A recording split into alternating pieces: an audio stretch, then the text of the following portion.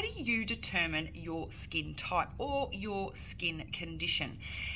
Again, it's a little difficult because I guess it can change, but I think if you know some basics, it'll give you a really good indication of maybe which products to take on board. Remember, there are samples available, so you can always try before you commit to a full size.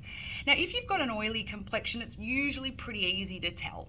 If you've got acne, pretty easy to tell also, and if you've got congestion, blackheads and things like that, it's usually quite visual and apparent. If you've got a dry or dehydrated skin, they're very different. Dry skin is a skin that is flaking, okay, so you can actually see skin peeling off.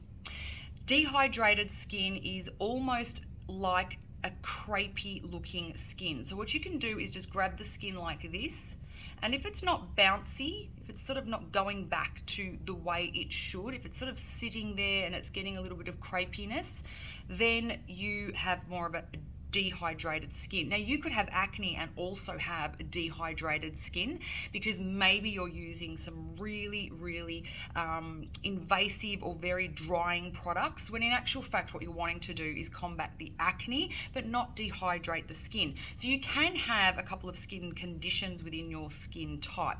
So that would be your dry, dehydrated skin, and I think a lot of people probably have an element or a varying degree of that in their skin.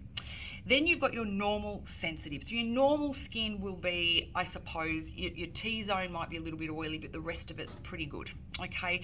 And then you've got your sensitive. So if you feel like no matter what you put on your skin, you get a little bit red or a little bit warm, maybe you've got rosacea, maybe you have a skin condition that causes sensitivity and you are really careful about what you put on it, then you'll know that you're a sensitive skin type.